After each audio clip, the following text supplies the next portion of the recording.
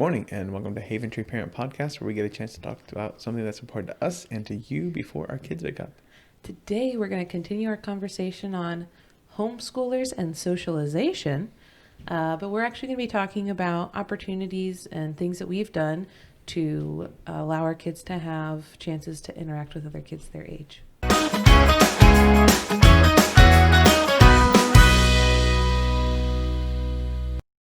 Right, so like you said, we're going to talk about just the different opportunities that you can have along with homeschooling for interaction levels and socialization for your kids. This is probably the most exciting aspect for me about homeschooling because this is what it's all about for me and why I'm motivated for them to be homeschooled. Is because I love, being able to socialize, and the idea of being able to, take a few days on a trip to go do something has always been an interest. Obviously, for the last few years, we've sort of been stuck from being able to go do as much as we wanted with Kenzie's diagnosis, which I know we keep mentioning, but I feel like it's important for those just tuning in or whatever. And it has been a big part of how we've made decisions as well. Right. It's been a big part helped mold everything. I think, the first thing to consider, though, is the fact that one of the big benefits of homeschooling, depending on what homeschooling likes in your home, is that you're not doing classwork for 6 or 8 hours a day, hopefully. I feel like when I take over for school for the day, at least the last 2 days that we've tried to start school already, I was definitely taking the whole 6 to 8 hours. I don't know. I just run the clock differently. I try to hit the tasks and be like, okay, this is next. You got to do this video. You got to do this paper. And I'm very unbalanced in my process of helping the kids do school. Because I'm like, look, if you get it all done faster, then we get to get out of here. But for some reason, that still doesn't result in getting it all done faster because they still need a ton of help because they're first, second grade, whatever. It's our first week. And first week, yeah. So I haven't got them figured out. Flow. That's a big part of it. I'll get there. So you got to give yourself a little bit of grace in that. I can't. I need to get it done. I see deadlines. And I think you are not always very good at multitasking. Right. So I say that with love. I focus on one kid. I'm like, all right, we're going to get your school done in 3 hours. Done. And then you move on to the next kid. And then the other one's like, I didn't do anything. I'm like, why? Why didn't you do anything while I was helping that one? Yes, that is how I was helping the squeaky wheel, and now everybody else is behind. So great. But I could never be a teacher of like 10 or plus. I know. Can you imagine? But, typically you could get feasibly all your schoolwork done between breakfast and lunch, even with an older grade kid, or you could get most of your schoolwork done and then have like an hour after dinner, depending on your kid, your routine, your work day. But really, hopefully homeschooling is it's not an all day ordeal. Hopefully it's something that is taking like half-ish the time of what a classroom day would be, because you are able to be one-on-one or, one-on-4 as we are with your kids rather than one-on, a teacher of 29 or whatever, and having to like spend a lot of time doing things like walking in the halls and taking control of the classroom and all of the amazing things that teachers do that I don't have to worry about. Yeah, and I think that's the other aspect that I like homeschooling is just because of that work shortenability. Right, we can be effective and efficient in a way that can't happen necessarily. Most of my high school memories are getting home and having, homework from like 6 to 8 o'clock, or, trying to weave around homework around going to a band practice or to this practice or whatever else, and, trying to hang out with friends and, start all those things. That was always like my thoughts were like, man, how did I survive all of that? Like my evenings were jam packed with trying to figure out how to write a history paper and get a decent grade, and trying to make practices and whatever else, versus being able to get it all done before lunch and then being able to go do all the extracurricular activities later in the day. So versus that seemed like a better way to go for our kids, as far as like being able to do more things, hopefully, and pursue the things that they're interested in. Right. And so, we've definitely, jumped after a few of those things. I don't know which one you want to mention first. I'll let you bring it up. So, well, what were you thinking? Oh, like well, if we're going to talk about the last 2 years of just different activities we've done, Mm. well, I know that we were really focused on getting Adri some horse riding lessons, Yeah, yeah, and that was one of the big things we were able to do. I think like the first summer after Kenzie was diagnosed. yeah. It was Um, fun. and then I think it gave her a good feel for it, and she Yeah. really appreciated that, and like made some good friends And from that. it's definitely something that she's wanted to pursue and continue. 4-H and stuff like that was still available right Yeah, now, so you yeah. can still do outdoorsy type So stuff, there's activities. there's Yeah. tons of things. Okay, so you can talk about church activities, right? Even if you're not religious or you don't have a church that you typically go to, you could look and find like tons and tons of church activities during the week that are very much more focused for kids on just like interaction, even things like Awanas that we did. Like there were a couple of like church songs we sang, but a lot of Awanas was like on playing games, and like we did kickball and all sorts of stuff like that. So, or there's like American Heritage Girls. There's tons and tons of after school activities that you can find at churches, at libraries.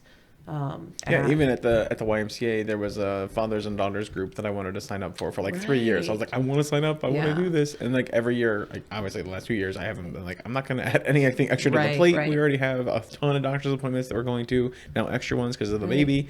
Yeah.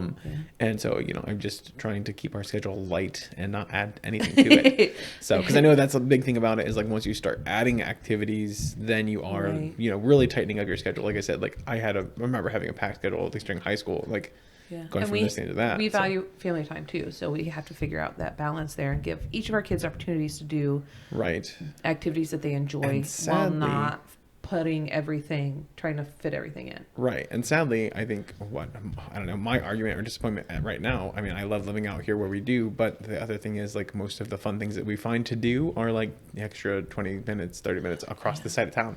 So if we can find things that are closer, that I would be know, yeah, amazing. deal. But so far, violin is downtown and. Well, that was not our choice, so I'm Right. not worried Well, about that one. no. But And that was close to where they were going for their extra Yeah. stuff anyway. So Yeah. with chess, which you found, which was which amazing. is like a co-op base. It's more than a co-op, but it's similar to a co-op. That's like the easiest way, I guess, to explain it to people. Right. So it was right next to that. So it made sense. Right, right. So they could do it afterwards. I did when I was a kid at the library, there was an American Girls Club, and we did different activities. I feel like it was weekly or every other week. But we did like little activities and snacks and put on like plays of like some of the stories from the American Girl books and just like, and we got rewards for how many books we read. Like there's all sorts of like components of that. But again, like your library has lots of those kinds of opportunities. Tons of places that you wouldn't think about. Like even like some like gaming stores. If your kid's like into gaming, there are like after school activities or meetups for groups that are focused on gaming, right? Like anything that your kid is interested in, you likely could find an after school or even during school sometimes activity or opportunity for them. So, all you have to do is look and, think about and ask your kid like, hey, what do you want your one activity to do? In a lot of states, it is required that even homeschoolers are allowed to participate in sports or some of the other extracurricular things. So, that's certainly something that you can check your state laws. And I think the other part that's interesting about that is even though the state laws may require the public school to allow your kid to participate in, so all sorts of things. As high schoolers, they are allowed to participate in like extracurricular after school activities, whether that be like debate club, things like that. But they may also be allowed to attend school dances or other school functions as well, even if you're a homeschooling student. So I would encourage you to look at what the laws are in your state. And then if your school district is not following the state law, there's lots of ways to follow up on that. There's tons of legal homeschooling organizations that their sole purpose is to provide legal support and advice and guidance for homeschoolers. So if you have an issue with a school district not following your state's laws or not allowing the opportunities that they're required to allow, then certainly you should reach out to them as well and follow up on that, because you still are then going to be paying taxes and things to which some of that's going to go to the schools. So your kids, even if you're choosing to homeschool, your kids should have a right to like participate in that. So certainly that's another area that you can follow up on. No, that's cool. I didn't know that you could push for those sort of things, because I haven't looked into all the aspects of homeschooling, because that was what you researched, and I just was like, oh yeah, we can homeschool. Sounds great. There will be extra time to do stuff. So right. We'll be able to go do these things, but I didn't know you could take advantage of already programs that are in other schools or whatever and get access to that, because it makes sense. Because I don't know. It just makes sense. So. But it's not something that people think about. It's not something I was thinking about. Exactly. That's why I'm like, I'm confused as to what to say, because it's cool, but I don't know how that all plays out. So it'd be interesting to see once we get to that point where like we want to do something at one of those schools or something. So obviously there's also private leagues. There's leagues in sports through the YMCA, or if your kid is interested in martial arts or dance or whatever, there's lots of things outside of the school to provide those opportunities too. I was going to say, like, museums and zoos also. The other really cool thing about that now. Which Cincinnati Zoo has some cool activities that I really want to sign up for. I think there was like a camp, like a 5-day thing where like you go every day from like noon to 4 or whatever, and you get like behind the scenes sort of stuff, and like get to like work with the zoo techs, which I'm like, I want to do that, but I know the kids would love it just as much. After messing with goats, they'd be like, I got to hang out with the elephants and the giraffes or whatever. They'd be like, I'm cool, I'm glad you didn't get crushed, but cool. Right. So or children's museums, science museums, art museums. There's tons of things, and especially right now because of coronavirus and isolation, there are more places providing some of those services and opportunities and activities, because they are because they know kids are home. They know that support and that interaction activity is needed. Right. So still be safe about what you pick up to do, and but there's supposed to be plenty of stuff that's available. So it's cool. What was the other thing? Another thing is volunteering, right? Like there's lots of opportunities to go and volunteer as a family. While that may not be something that like you're doing that kids can interact with you necessarily, it is something that is still a great opportunity for your kids. And I think something that's valuable, to expose your kids to. And so again, it's something that you can take advantage of the fact that you have more free time during your day to provide that sort of opportunity for your kids, whether that's volunteering, at a animal shelter, or even just like helping at a soup kitchen or something like that. There's tons of opportunities to take your kids with you to volunteer. Another easy opportunity that's... Well, before we move on, I was going to say, like, Adri recently has really been focused on, like, donations and, like, giving to other people, and, like, really questioning, like, why people need stuff, and, like, how we can help provide with that sort of thing. So it's been interesting to see, like, that curiosity from her. Like, she wanted to make a little grocery bag one day of just, like I think she put an apple, like, an old blanket, or, like, a towel or something, and, like, went and hung it up on the front fence in front of the house, and was like, it's for the people that want it, and then we'll just drive by and you're going to get it. I'm like, I don't know if that's going to work, because we're not really on a main road. It looks like garbage hanging on our fence, but... But, it was cool to see that she wanted to, like, be giving and helpful, know. And then, like, the other day we went to go, pick up groceries curbside or whatever, and she, saw somebody with a sign, because, there's a lot of people struggling right now, that just out of work, or, not getting what they need, and are, going to their resort, or, resorting to that activity. So...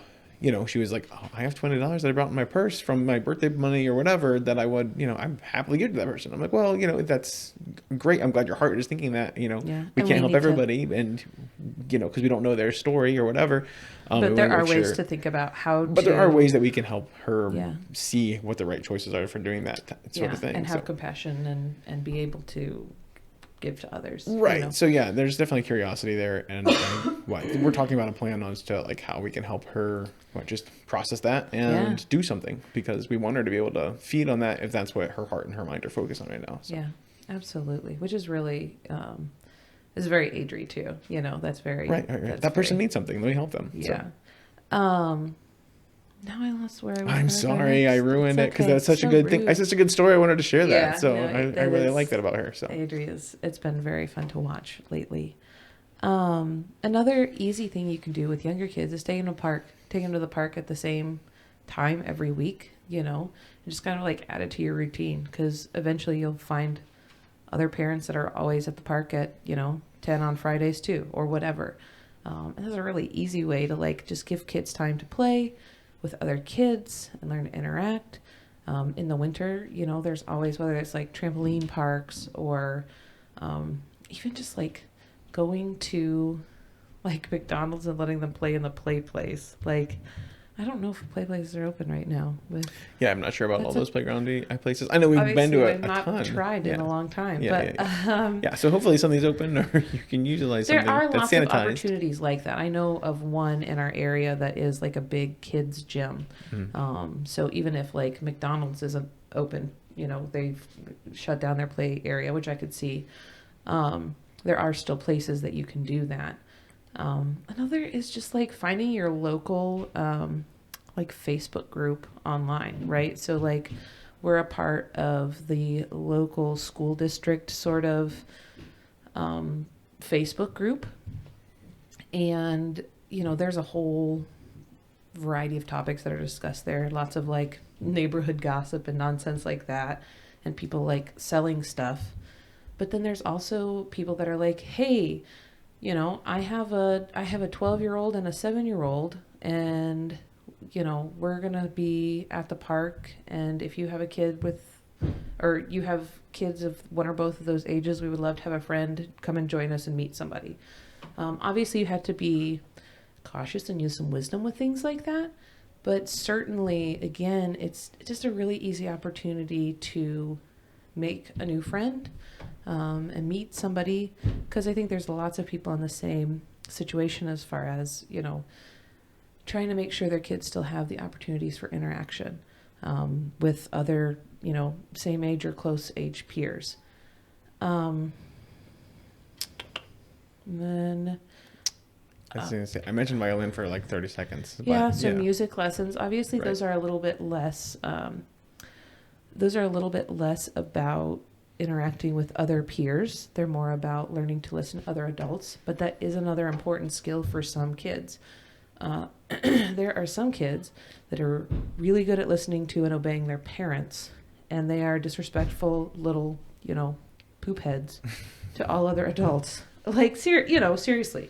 Sure. And if you have not met a kid like that, I applaud you, but I certainly have. I always obey my parents, always. I think, Josh, you were probably one that was more like obedient to your teachers and a jerk to your parents, or harder on your parents. I don't know. I feel like kids are always one or the other. Either they're super good for their parents and they cause trouble everywhere else, or more commonly, probably, they're really good at school and then they're terrible at home. And, there's lots of like... That's definitely our kids. Terrible at home. So. There's lots of psychological reasons for that. They talk about the fact that like at home is your safe place. After you've done the hard work of school all day, you're tired and you're cranky when you come home. Right. And so it's harder to listen or whatever. Yeah, right. Yeah. So, but there are kids kind of that fall into both of those camps. So if you do have a kid who is obedient for you, but gives other adults trouble or doesn't listen, like, take that feedback seriously, right? Because I think in those instances, sometimes parents seem to be of the opinion like, well, they listened for me, so I'm not sure like what the issue is. Well, they need more opportunities to listen to other adults and learn that respect for other adults. Mm-hmm. Now, certainly, I think, there's boundaries and things like that are important too to teach our kids as far as listening and being obedient or respectful to other adults that are like safety issues that you should be thinking about. But it is also important to listen to that feedback. When you get that feedback from other parents or from teachers or from coaches or from parents of friends, if they say, you know, I really had a hard time with Georgia because, you know, she wasn't listening. Number one, if your friend tells you that, that's a really awkward conversation to have. So don't blow that off. Like, it probably means Georgia was really a brat, and I'm trying to be really nice and just kind of gently say, we had a couple of issues today. Like, if you blow that off and are like, Georgia's always great for me, then you're part of the problem. And I say that with love, but you are. So, you know, but if you have a kid that you're getting that feedback and you don't understand because they're always well behaved for you or they're always well behaved at home, they need more opportunities to listen to other adults. And that can be in a controlled environment. That can be in a safe environment. You don't have to like put them, you know, out into the world and teach them to learn respect or get, you know, smacked upside the head. Right. I think I saw like a funny video where it was like there's like a 3-year-old like walking on the street somewhere, and the like lady sat there and was like, "Where's your parents? Where's your mom and dad? How do you know where to get?" She's like, "It's dangerous to be out here." And she's like, "Here's a map." And like they answer the 3-year-old a map and like walks off the screen. So it was just funny to see like, you know, you can't just send your kids out there. But so in an instance like that where you have a child that has issues with respect to listening to other adults, you need to provide opportunities for that too. And you know, the example of music lessons is a great, easy example of that because they are one-on-one interacting with, you know, their music instructor, and having to listen and follow their instructions. So it is important, I think, for kids to have opportunities to listen and learn from other adults. And especially if that's a weakness for your kid, you need to figure out ways to provide opportunities. And that is, you know, one of our kids needs that very much. And so even though she'll never be a professional violinist, is that what that's, I don't know. That doesn't sound like the right word now that I've said it, but, you know, it still is the activity of listening to and following instructions from another adult is important for her, from a non-family adult. Obviously, with the pandemic, everybody's kids are going to go to be a virologist anyway. So, another one of our kids, any amount of criticism or feedback is very difficult for them to take because they're very hard on themselves, and they get very upset when they perceive wrongdoing or a weakness in themselves. It's so hard to like not correct or fix or whatever. It's just like there's when they have sort of that internal voice telling them they're not doing it well enough. There's no talking to it because it's just like instantly turned off everything. Like I messed whatever up. You're saying, I already know it's over, and I'm like, how do I help that? How do I talk to that kid? Like, please, I know give me ideas. It is difficult. So for that child, unless they really express particular interest in something like that, we're less inclined to put them in that type of environment and more inclined to provide them more socialization, interaction with peers, opportunities, because any type of that feedback is difficult for them to take, and they're still young. There may come a time where they need that because there's a level of arrogance there of like, yeah, I know. And then they will need, you know, that. But at this time in their life, it's not appropriate for them. So it's very much about knowing your kid, knowing their strengths and weaknesses. And we talked about that in the last podcast too, but I think it bears repeating. One of the most important things is knowing your kids, knowing their strengths and weaknesses, and knowing yourself and your own strengths and weaknesses, and looking for opportunities to fill in those gaps. Right. Like so far for my fall plan for activities for this year, since we don't really plan to sign them up to do much of the things that we've mentioned previously, which, I mean, feel free to sign them up if you feel it's safe, but we are opting out because of Kenzie. So we have a little bit longer of our very restricted activities, and then we'll be able to... Next year, and we'll, you know, they'll be well practiced, because my plan for this fall or this season is right now, since it's still hot out, we're swimming, and I'm doing a good job of teaching everybody just how to be confident in the water. So, you know, Sally has been able to swim across the deep end this year. He did a great job today when we were in there, or yesterday or whatever. And, you know, it's just motivating those, learning that ability, that skill of being able to swim. So Jay's getting closer. She's still nervous about it, but, you know, we're getting there. So, right now that's the focus. But once we close the pool down, my plan is to like focus on just different, association to the different sport, activities, and try to like get Teach them them to the like rules. work as a team and, to play some basketball, learn that. I'm not a sports dad, so No. I'm going to be learning myself. And so it's going to be hard on me because I'm not going to know the right way to tell them what to do. But, I'm hoping that next year when we are able to sign them up for something, they can at least say, oh, I want to try more of that and do something. And then we can push them for, somebody that actually is able to enhance that ability. And hopefully I haven't set them off on the wrong foot, holding Dad things said wrong or these were whatever. the So, rules. you hold it this way.